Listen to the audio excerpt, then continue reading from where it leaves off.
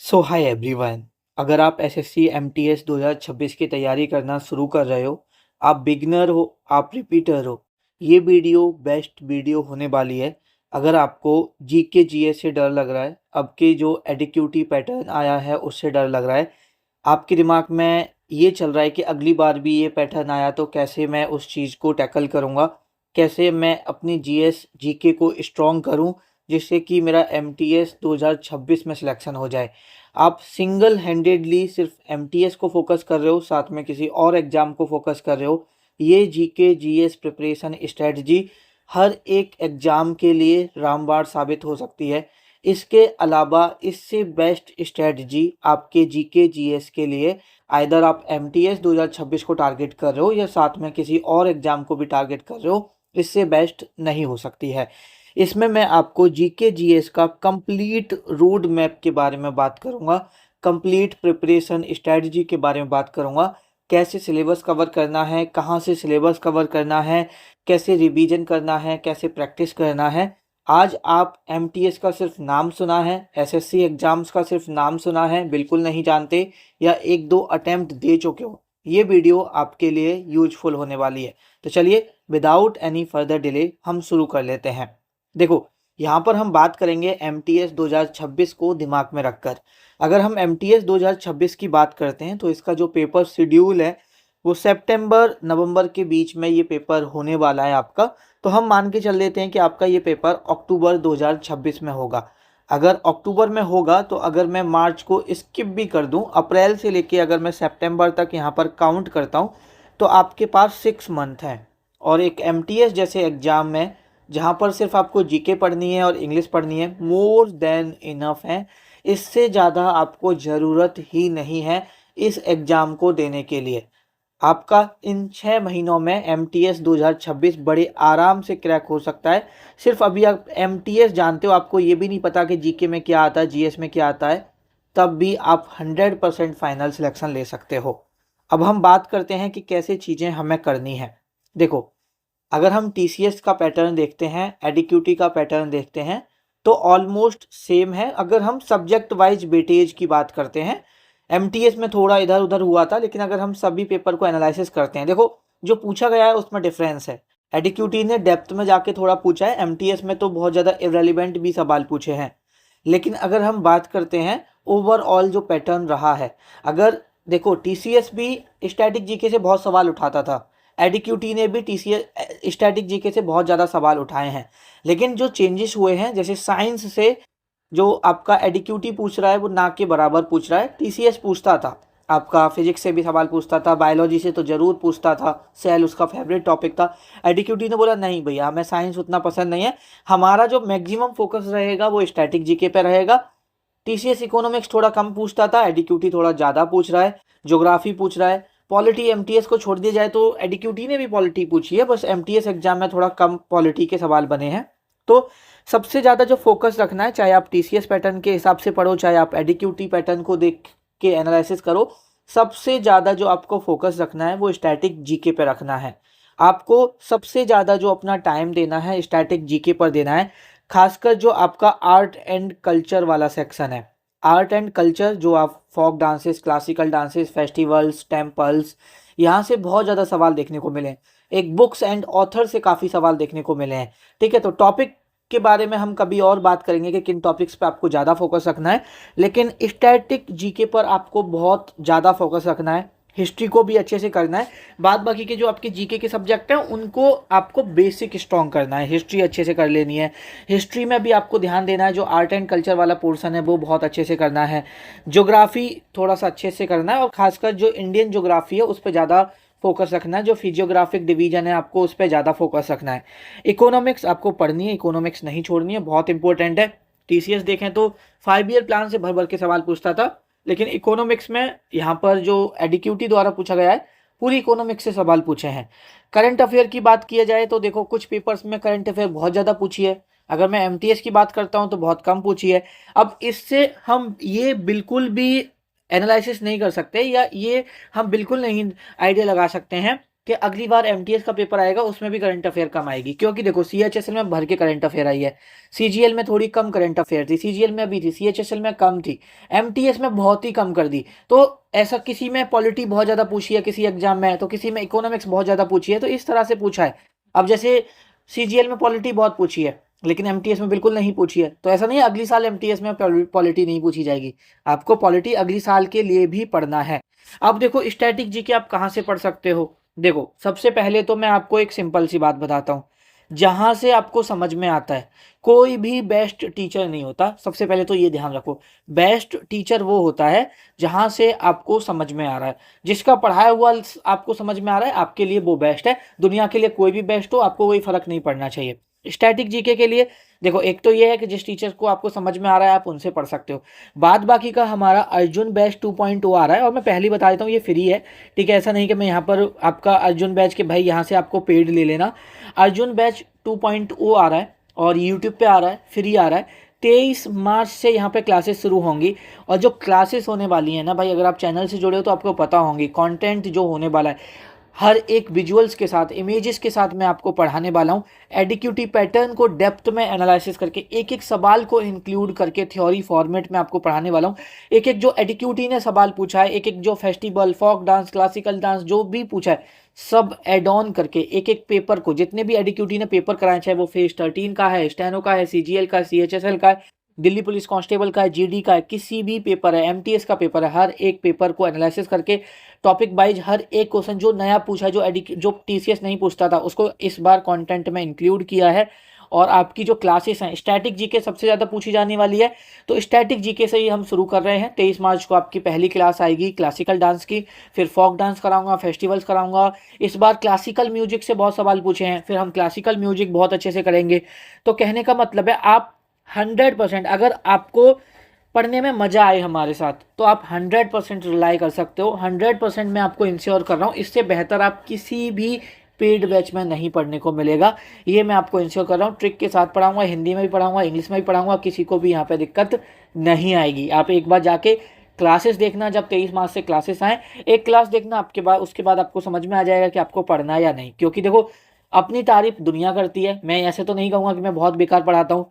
आपको पढ़ के समझ में आए तो आप पढ़ना, लेकिन कंटेंट पे आप 100% भरोसा रख सकते हो। इससे बेटर कंटेंट नहीं मिलेगा, इतना मैं आपको इंश्योर कर सकता हूँ, कहीं भी नहीं मिलेगा, इतना मैं आपको बता रहा हूँ।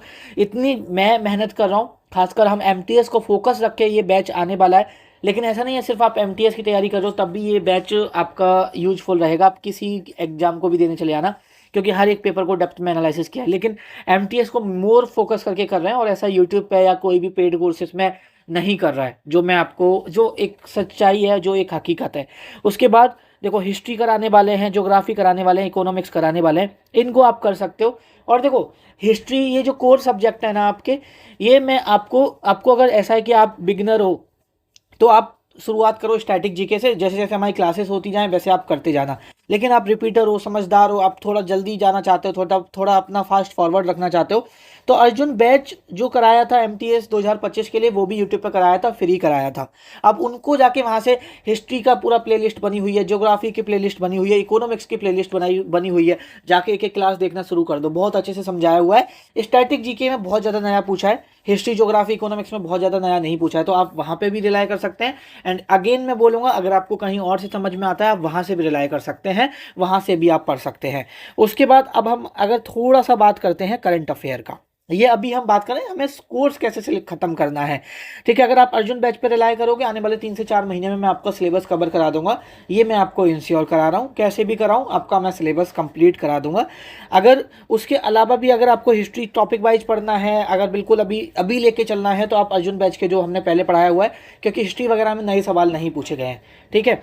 अगर हम बात करते हैं यहाँ पर करंट अफेयर की भी आपको 1% भी टेंशन नहीं लेनी है।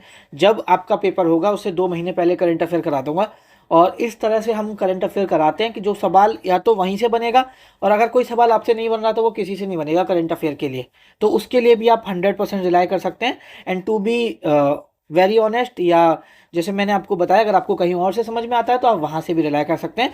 मेन आपका फोकस होना चाहिए, या मेरा फोकस ऐसा नहीं है कि सिर्फ आप मुझसे आके पढ़ो, हर चीज़ मुझसे आके पढ़ो।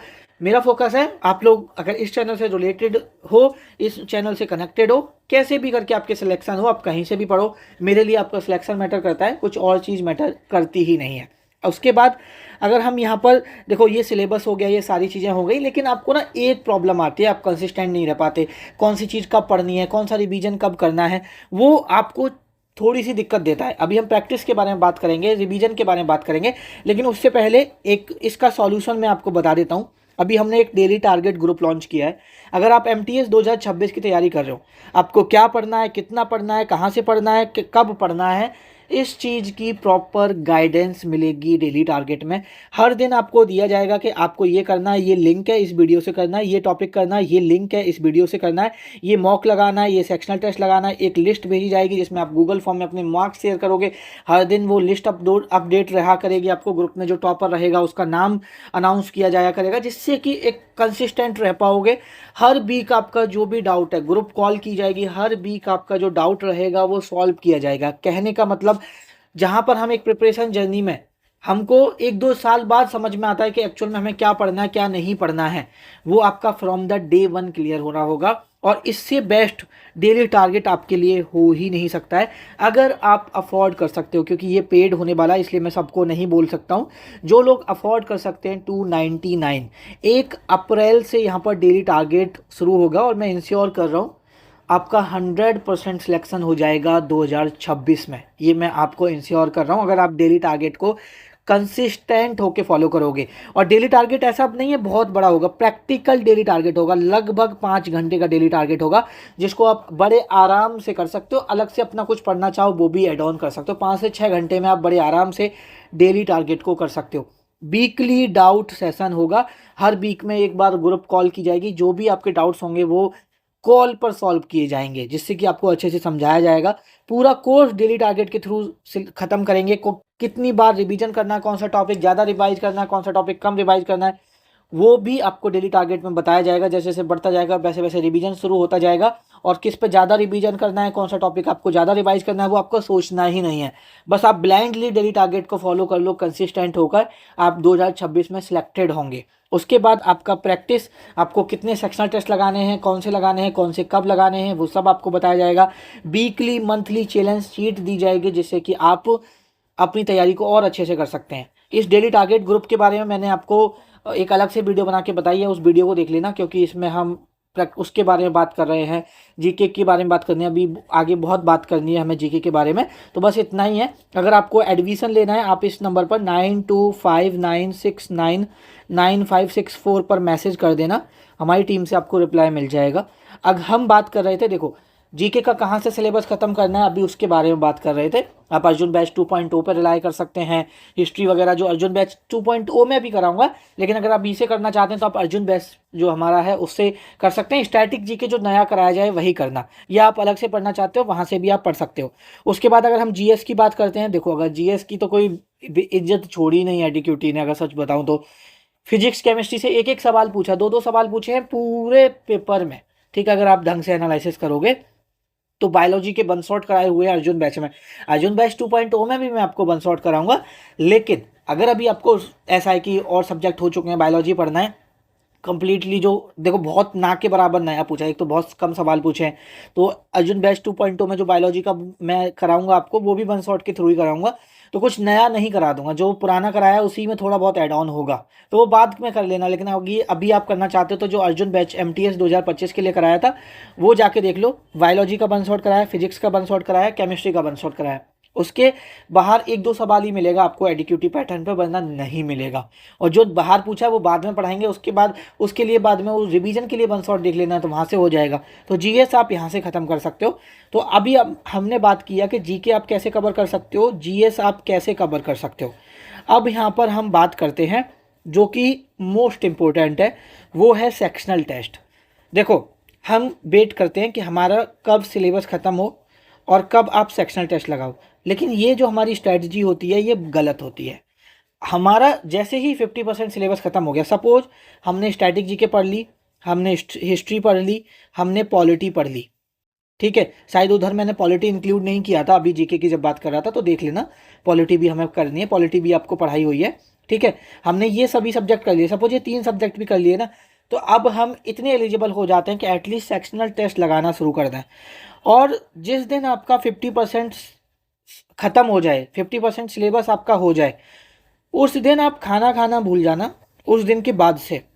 लेकिन डेली 2 सेक्शनल टेस्ट लगाना मत भूलना। आप किसी भी प्लेटफॉर्म से लगा सकते हो।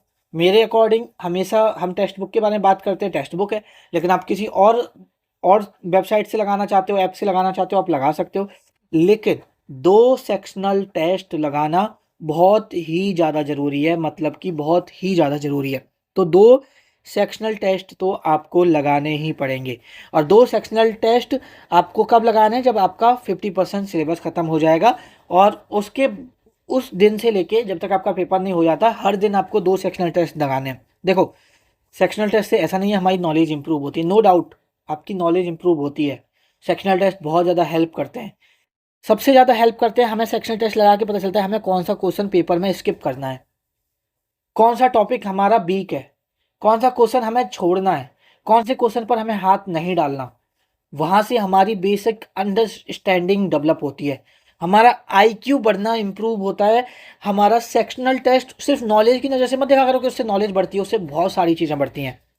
उससे ऑप्शन एलिमिनेशन मेथड आपको समझ में आता है कि कैसे आपको ऑप्शन को एलिमिनेट करना है, कैसे 4 ऑप्शन में से 3 ऑप्शन को हटा देना है, 3 ऑप्शन को बाहर फेंक देना है, कैसे आपको ऑप्शन एलिमिनेशन की तरफ मेथड की हेल्प से कैसे आपको सही आंसर तक पहुंचना है, वो आपको एक सेक्शनल टेस्ट सिखाएगा। ये कैसे सिखाता है, ये आने वाली वीडियोज में हम जरूर बात करेंगे इसके बारे में। टाइम मैनेजमेंट, कैसे आपको 25 क्वेश्चन 5, 6, 7 मिनट में करना है, ये सेक्शनल टेस्ट सिखाएगा। किस सब्जेक्ट पर आपको ज़्यादा फोकस रखना है, किस पर कम रखना है, कौन सा टॉपिक ज़्यादा पढ़ना है, कौन सा टॉपिक बार बार रिवीजन करना है, ये आपको सेक्शनल टेस्ट सिखाएगा। और नो डाउट आपकी नॉलेज तो इम्प्रूव करेगा ही करेगा। लेकिन एक चीज़ हमेशा याद रखना, जो हम गलती करते हैं, हम सेक्शनल टेस्ट पर रिलाय करते हैं, उसके एनालिसिस पे नहीं करते। आप सेक्शनल टेस्ट लगाओ जहां आपकी इम्प्रूवमेंट होने की गुंजाइश 50% थी। अगर आप एनालिसिस नहीं करोगे तो ये आपका जो इम्प्रूवमेंट है 5 से लेके 10% होगा सिर्फ। आपको एनालिसिस करना इतना ज़रूरी है जितना सेक्शनल टेस्ट। सेक्शनल टेस्ट कम लगा लो, लेकिन एनालिसिस करना ज़्यादा ज़रूरी है। मेरे अकॉर्डिंग अगर मेरी बात समझो तो मुझे 4 सेक्शनल टेस्ट लगाने से बेटर है 2 सेक्शनल टेस्ट लगाओ। अगर आप 15 मिनट में 2 सेक्शनल टेस्ट लगा रहे हो तो 40 मिनट में उसका एनालिसिस करो, 40 मिनट उसके एनालिसिस को दो। अगर आप एक सेक्शनल टेस्ट लगा रहे हो 20 मिनट उसका एनालिसिस को दो। हम क्या करते हैं, सेक्शनल टेस्ट लगाते वक्त बहुत समय देते हैं। अगर आप रिपीटर हो आपको पता होगी ये बात, लेकिन जब बारी आती है एनालिसिस करने की 5 मिनट में एनालिसिस करके आगे बढ़ जाते हैं। और यही रीजन है कि मार्क्स इंप्रूव नहीं होते, यही रीजन है हम अच्छा परफॉर्म नहीं कर पाते, यही रीजन है कि हमारी ग्रोथ नहीं होती है। ध्यान देना, अगर आप 2 सेक्शनल टेस्ट लगाने में 20 मिनट लगा रहे हो तो उनको 2 सेक्शनल टेस्ट को एनालिसिस करने में अगर आप 40 से 50 मिनट भी दे दोगे तो कोई ज़्यादा नहीं है। आपको हर एक क्वेश्चन को एनालिसिस करना है। अगर आपको कोई समझ में नहीं आ रहा, कुछ आपको ऐसा लग रहा है आप भूल जाओगे, आपको एक प्रॉपर आज ही खरीद लो। अगर आपके पास कॉपी नहीं है, एक कॉपी खरीद लो 50, 60, 70 रुपए की, और उस पर उसके ऊपर डाल लो कि ये है एनालिसिस कॉपी, और ये एनालिसिस कॉपी नहीं है, ये है आपका ब्रह्मास्त्र। क्या है ये? आपका ब्रह्मास्त्र है। आपका पेपर में ये ब्रह्मास्त्र की तरह काम करेगी एनालिसिस कॉपी। जो भी सवाल आप लगा रहे हो अगर वो नहीं आ रहा, करंट अफेयर वगैरह का मत लिखना, क्योंकि करंट अफेयर वगैरह चेंज होती है, या बहुत ही रेलिवेंट को सवाल पूछा वो मत लिखना। लेकिन रेलिवेंट सवाल आपसे नहीं बनाए उसको एनालिसिस कॉपी में लिखो। पर्टिकुलर टॉपिक से आप बार बार क्वेश्चन को गलत कर रहे हो, उस टॉपिक को लिखो, उस टॉपिक को एनालिसिस कॉपी में लिखो। यूट्यूब वगैरह से उस टॉपिक को पढ़ लो, गूगल से पढ़ लो, चैट जीपीटी से पढ़ लो, जेमिनी से पढ़ लो, कहीं से भी पढ़ लो। उस टॉपिक को थोड़ा सा डेप्थ में पढ़ के एनालिसिस कॉपी में लिखो। और देखो, 10 अगर 100% आपको काम चाहिए, 20% आपका काम हो जाता है जब आप सेक्शनल टेस्ट लगा लेते हो। समझ लो आपका 20% वहाँ काम हो गया।